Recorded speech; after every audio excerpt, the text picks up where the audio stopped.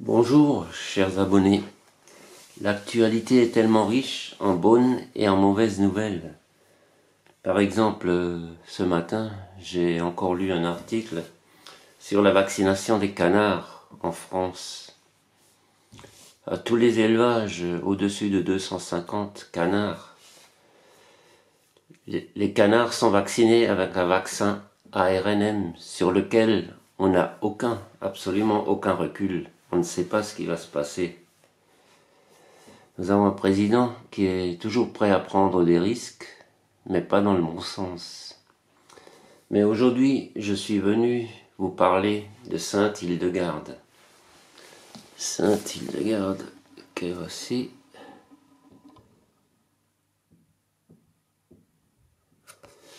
Et le livre que j'avais chez moi, c'est celui-ci.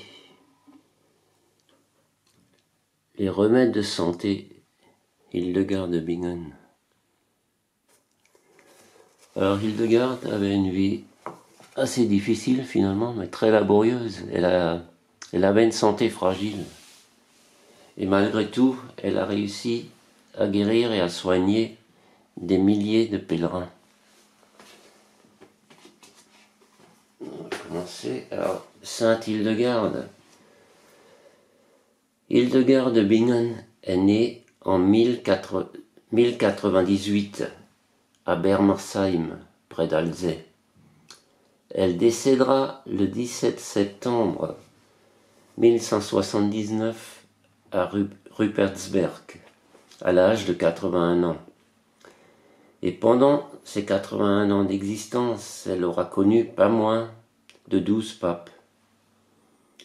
Elle a développé de nombreux talents, étant à la fois abbesse, mystique, visionnaire, illustratrice, compositrice, poétesse, fondatrice et prédicatrice franconienne, guérisseuse.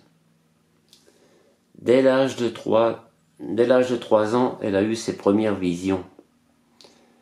Elle affirme: dans la 3e année de mon âge, j'ai vu une telle lumière que mon âme en a été ébranlée. Mais à cause de mon enfance, je n'ai rien pu en dire. À l'âge de 5 ans, elle décrit avec précision le veau à naître dans le ventre d'une vache gestante, ce que la naissance a confirmé ensuite. À l'âge de 8 ans, elle quitte sa famille pour aller vivre au couvent des bénédictines de Disi-Bodenberg, sur le Rhin. À l'âge de 15 ans, Hildegarde reçoit le voile monastique des mains de l'évêque Otto de Bamberg.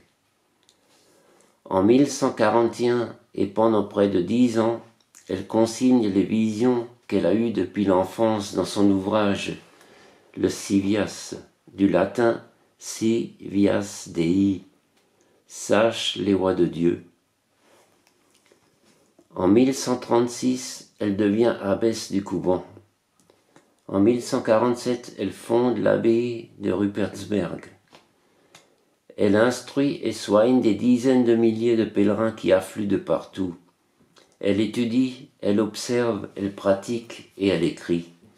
Ses prédictions et ses œuvres visionnaires ont considérablement influencé son temps et les siècles suivants. En 1158, elle débute l'écriture de son ouvrage, le Liber Vitae Meritorum, pour une durée de 5 ans. Grâce à ses constatations et ses recettes, les propriétés des plantes sont passées dans le savoir populaire. Transmises de génération en génération et testées pendant des siècles à grande échelle dans les campagnes, ces recettes ont fini par remplir de nombreux ouvrages de phytothérapie. En 1163 débute l'écriture du Liber Divinorum Operum. En plus des visions, elle perçoit des voix insistantes qui lui ordonnent d'écrire et de divulguer ses visions et prédictions. Sainte Hildegarde a une santé fragile. D'autant qu'elle-même est de sa mission, elle se sent écrasée par la tâche qui l'attend. Dans une prière, elle refuse l'ordre venu du ciel. À ce moment, un éclair la transperce de douleur et la laisse paralysée sur son lit. Une jeune religieuse fait appel à l'abbé Volmar, confesseur d'Hildegarde, qui réussit à la faire parler. Le prêtre rapporte les faits à sa hiérarchie, qui, après hésitation, autorise Hildegarde à écrire ses visions. En 1165, elle fonde l'abbaye d'Eibingen. Infatigable, mais toujours fragile, Hildegarde poursuit son œuvre prophétique et écrit de la musique de cantiques. Elle continue à soigner des pèlerins de plus en plus nombreux. Elle réalise plusieurs miracles en rendant la vue à un enfant et en faisant disparaître une tumeur sur le cou d'une femme en faisant un signe de croix. Elle utilise la prière, la méditation, le jeûne, les soins par les plantes, les minéraux qui sont autant d'armes pour éloigner le mal ou la maladie. Hildegarde meurt le jour qu'elle avait prédit, le 17 septembre 1179, à l'âge de 81 ans. L'assistance attristée est témoin d'un nouveau prodige. Le ciel est illuminé par 2 arcs-en-ciel. Une fois disparue, Hildegarde est l'objet d'un culte encore plus grand. Ce sont des pèlerinages incessants et la multiplication des miracles qui amplifient le mouvement de la foule. La petite ville de Bingen ne sait plus comment accueillir les pèlerins. Les nonnes sont dépassées.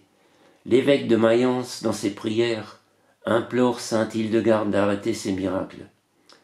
Hildegarde semble entendre ses prières. Le calme revient sur la région.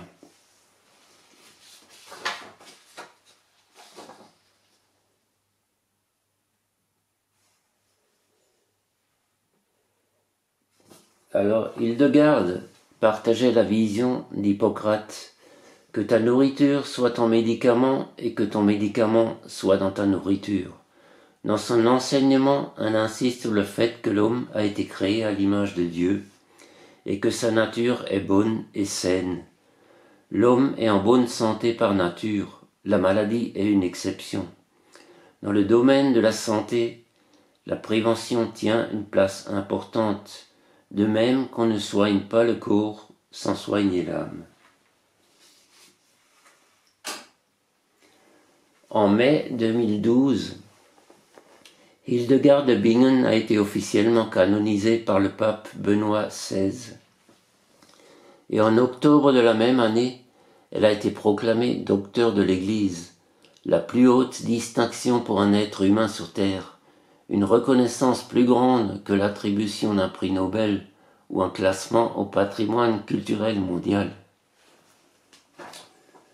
Alors je reviendrai vers vous dans d'autres vidéos pour expliquer sa vision concernant les légumes, les fruits, les cristaux et ses manières de soigner et son alimentation à base d'épeautre. Alors je vous souhaite une très belle journée, prenez soin de vous et puis à bientôt. Au revoir.